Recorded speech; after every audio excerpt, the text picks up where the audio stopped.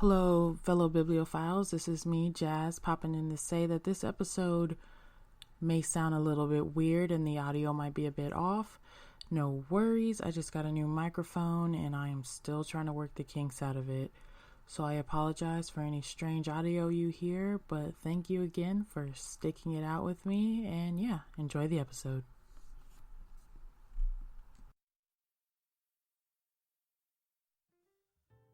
Welcome to the Black Bibliophile podcast. The Black Bibliophile is a podcast where I, Jazz, read and talk about popular and little-known books, comics, zines, and authors. To quote Haruki Murakami, "If you only read the books that everyone else is reading, you can only think what everyone else is thinking." And with that, let's start the show. Bibliophiles, long time no see. I wanted to thank you for your patience as I got my life together. I am now fully back with a new microphone and some big plans for this podcast. So every Wednesday in the foreseeable future, there will be new episodes available. I'm making sure to get those planned and out and getting extra organized. So keep your ears peeled for that. Can you keep your ears peeled? Well, no, try. I also want to reward the Patreons or patrons on Patreon that have stuck it out. So this June is the official start of the Black Bibliophile book club. If you're a Patreon and are on, if you're a patron and are on Patreon, you will have access to this month's book, an exclusive podcast episode, and a discussion about the text. If you want to join, please check out my Patreon. The details will be in the show notes.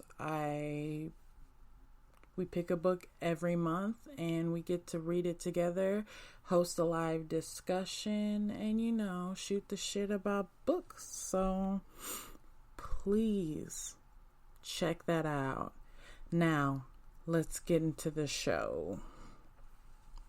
So, the two books you should check out are Letters for Lucardo and Letters for Lucardo, Fortunate Beast by Octavia Heikkila. I'm sure I'm saying that wrong, but check these books out. I'll read the summary to the first one. So, Ed Fielder is an aging scribe in a royal palace.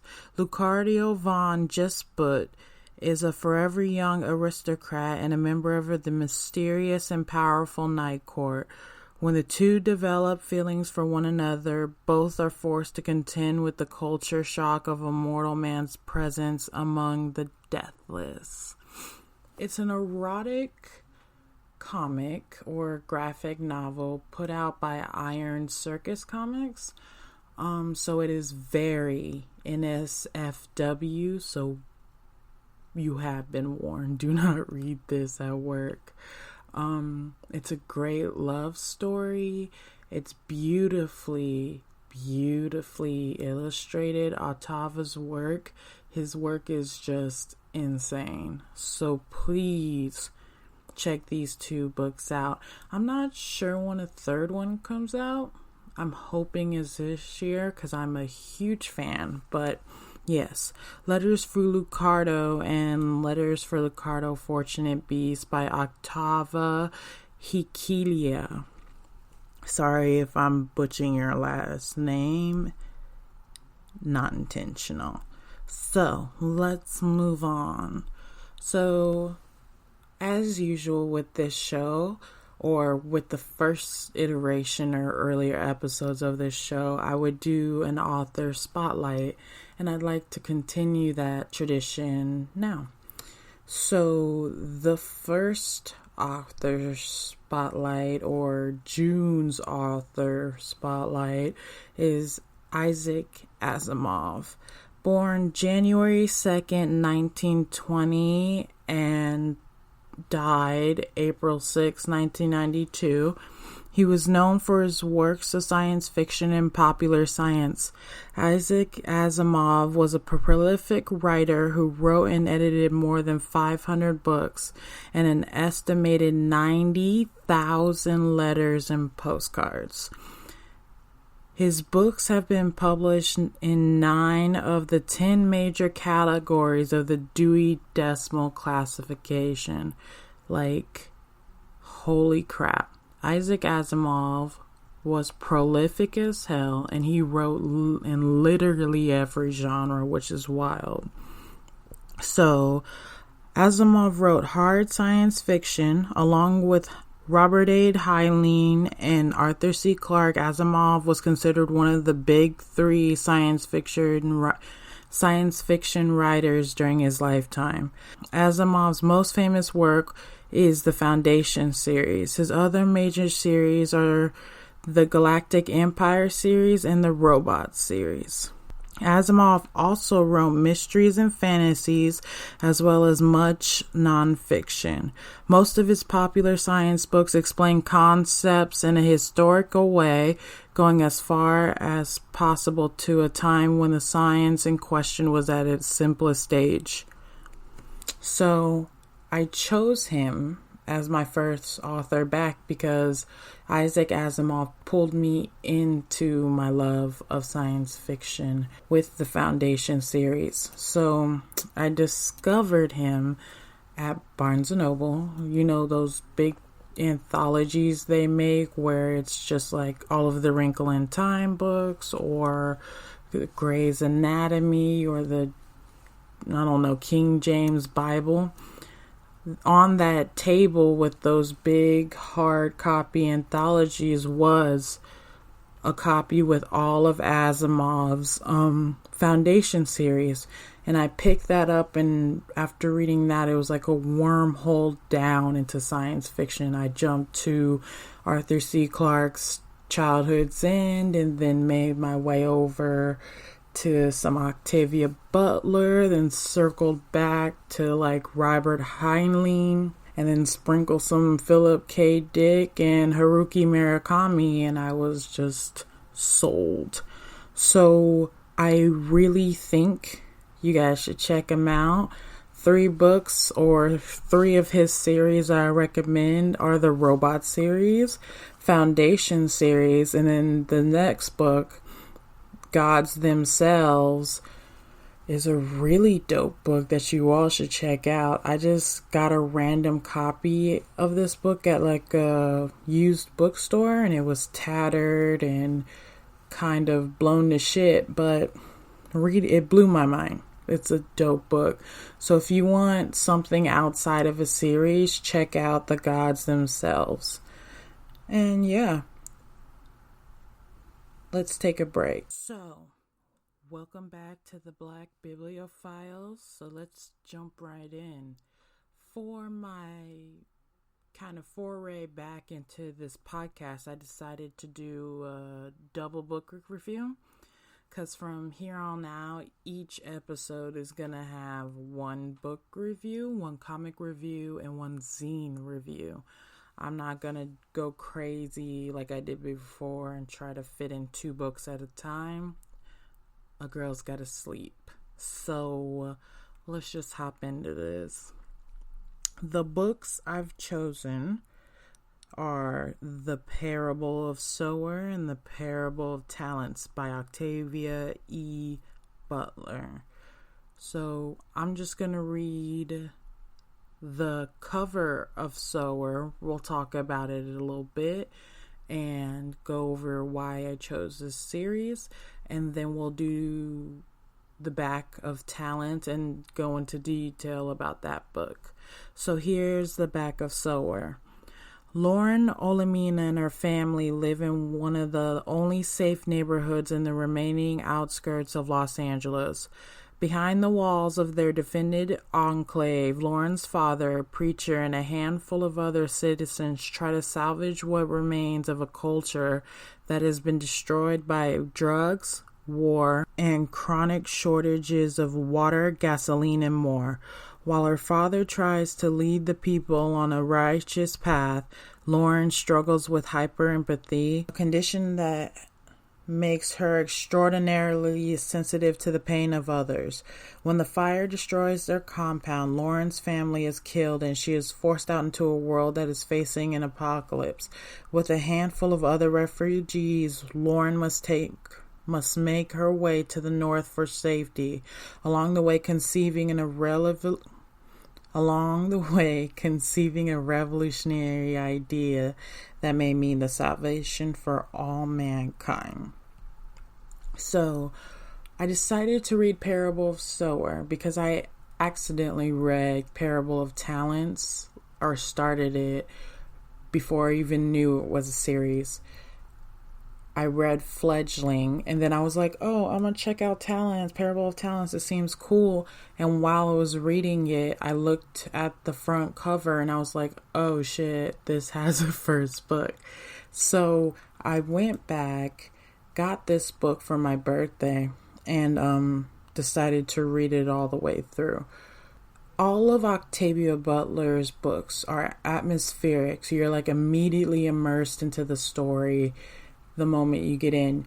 It's told from journal entries of Lauren Olamina, who is a preacher's daughter, like I mentioned in the summary, trapped, or not really trapped, but kind of trapped in her family's neighborhood, in their way of life, and she wants more for herself.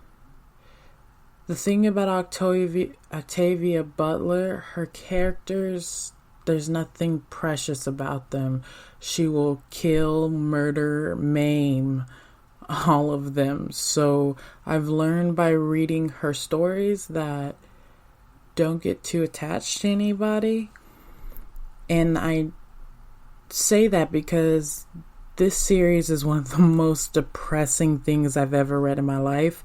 And seeing or reading about Lauren Olamina's ordeals and how it starts off in Parable Sower,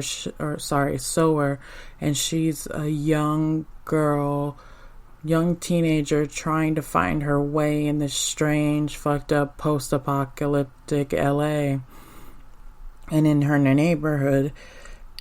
Then after the destruction of her neighborhood, finding herself outside of the safety of the walls, trying to get to safety, find her way, and also mourn the loss of her childhood, or something safe and loving almost. This book is wildly depressing, but at the same time, the themes of perseverance and religion, trust, it's just, they flow so easily through the text. I've never read anything where I was just like completely stressed the entire book, but Parable of Sower did that. When Lauren, Harry, and Zara hit the road to try to go to the north for safety, and they had to make sure they fight off street bandits and highway bandits, make sure they have enough money for supplies.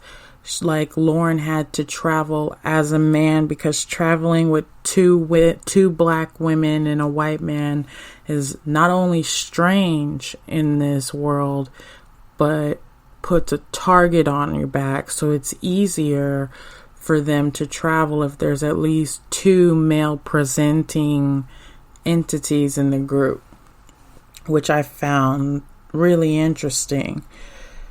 And then it's so wild how Octavia Butler deals with loss and power dynamics, and how faith can not only inspire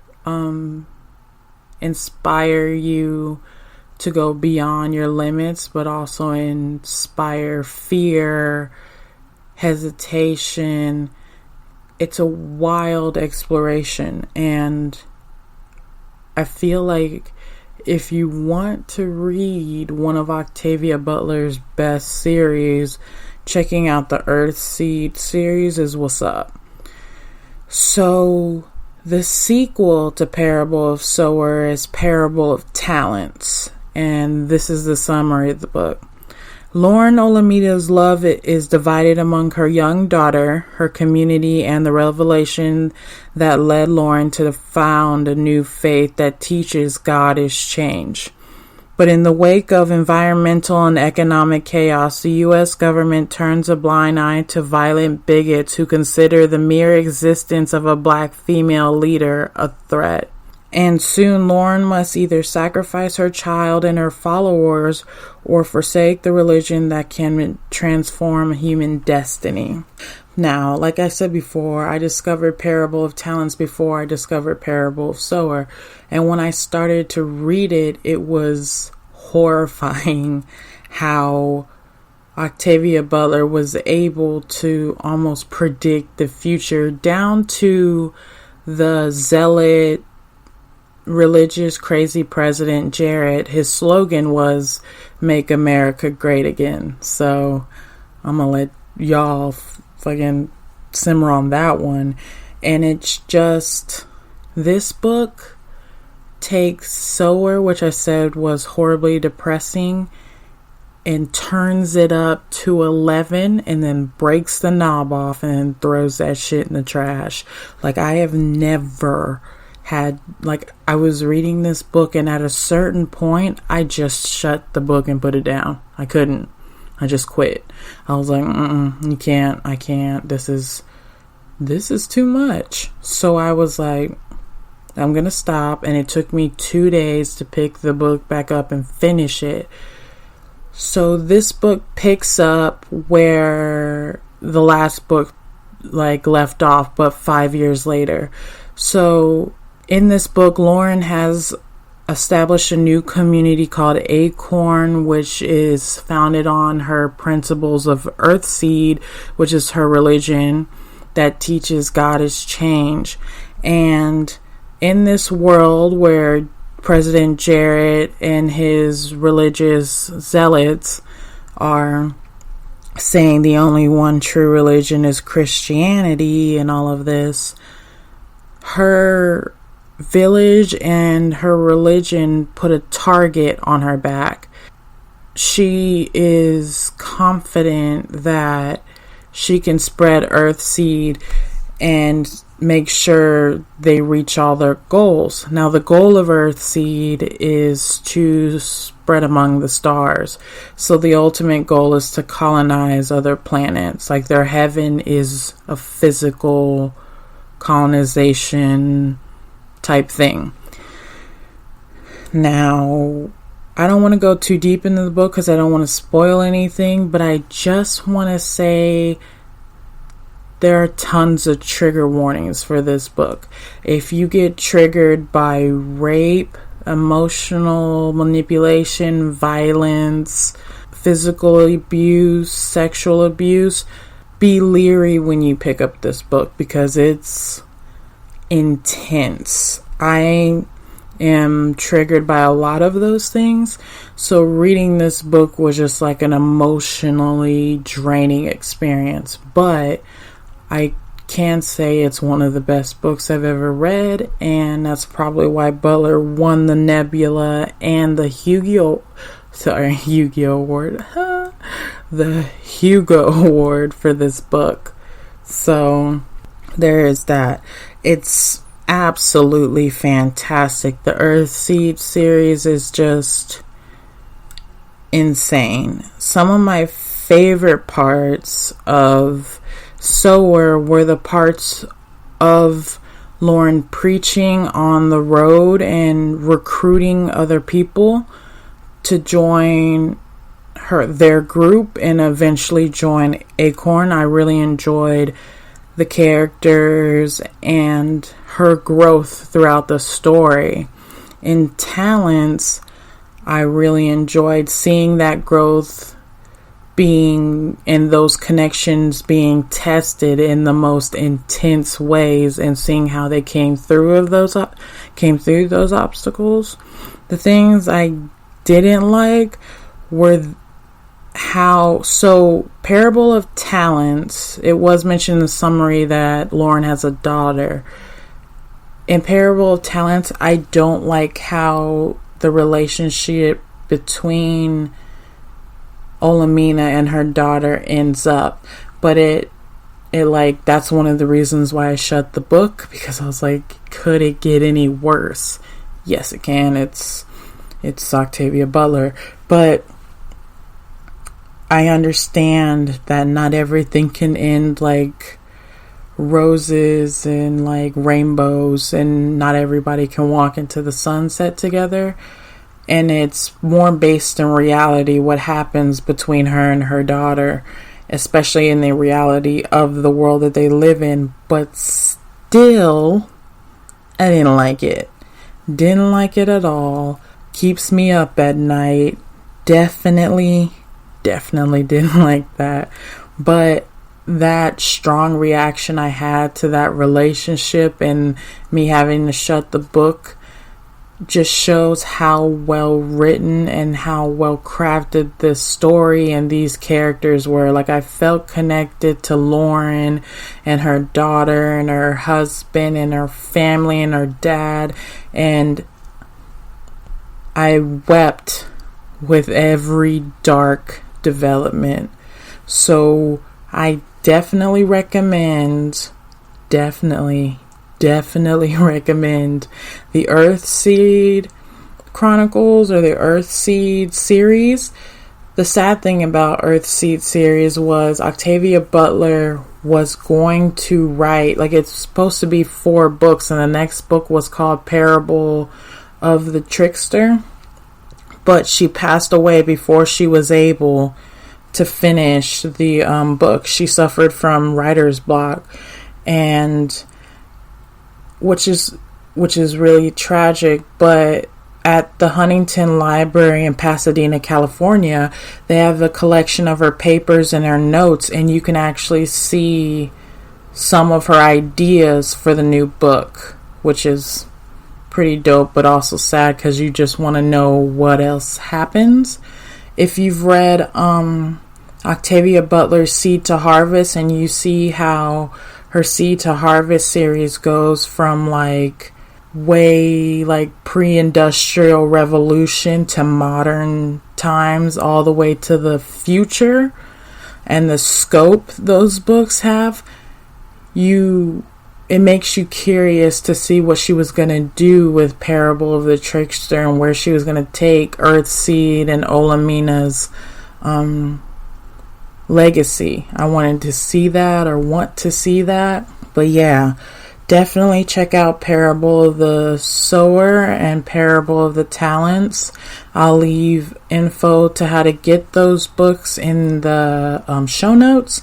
Also, if you want to buy the book, check out your local bookstore and try to support local businesses. And yeah, let's take a break, and then we'll go on to our next and last segment.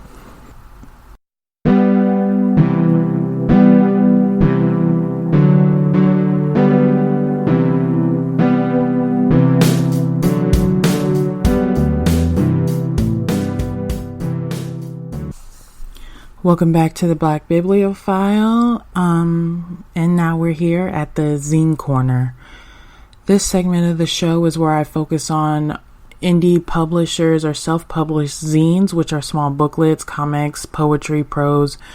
They're like hand-stapled or hand-sewn together in the binds, and you can usually find them either at your local zine fest, Comic-Con in the Artist Alley, or at your local comic shop. Sometimes they do have zines placed there. This week's zine is Pressure by Ezra Clayton Daniels. This book is a prose zine with a comic featured in the back, also created by Ezra. The story Pressure focuses on 3 cousins who have been monikered the good, the bad, and the ugly. The story is told from the point of view of the mixed cousin. He is half black, half white, born into an all-white family dynamic. And he, not only is his skin color othering him, but just the relationships in between him and his cousins are also othering. So this story follows the main character as he returns home for one of the good, bad, and the ugly's career achievements. So he goes to this event where they're testing an atmospheric pressure altering weapon that in this future setting, which the story is a sci-fi horror story, the planet is severely affected by climate change, and slowly but surely civilization is plunging deeper into some kind of cataclysmic climate altering future. So the white male cousin's company is trying to alter the atmospheric pressure to control the weather or some stuff. So, but that's not really what the story is about. The story more focuses on the main character and his relationships with his cousins and his separation and his feelings and the good, the bad, and the ugly. Him being the ugly in that branch, and then his gay cousin being the bad. She had piercings. She was kind of the rebel when they were younger. So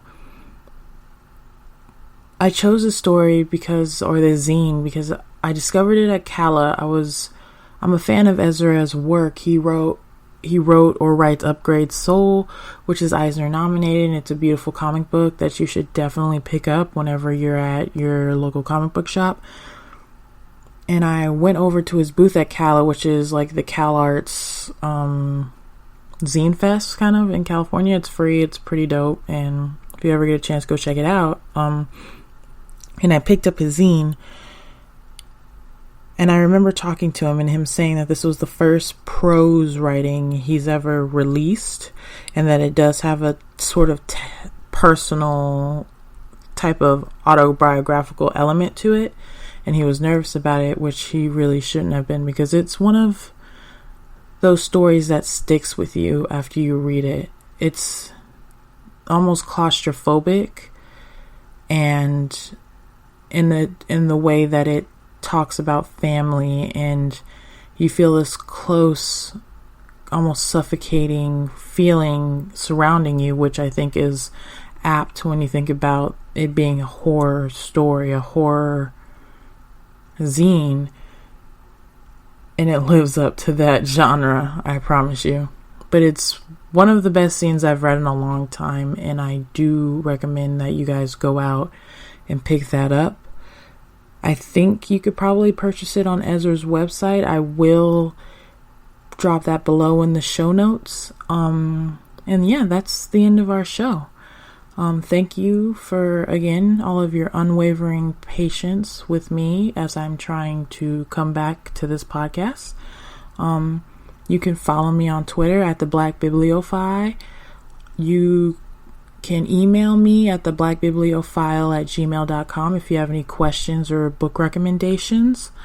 And follow me or like the show on Facebook. I'll try to keep you guys updated on the goings-ons. And if you guys would like to become a patron, you can hop on for the January book club, and you can join the live discussion and see what's going on with all the books that I've been reading. And trust me, there have been a lot. So thank you again, guys, for all your support, and I can't wait to tell you about next week's books. See ya.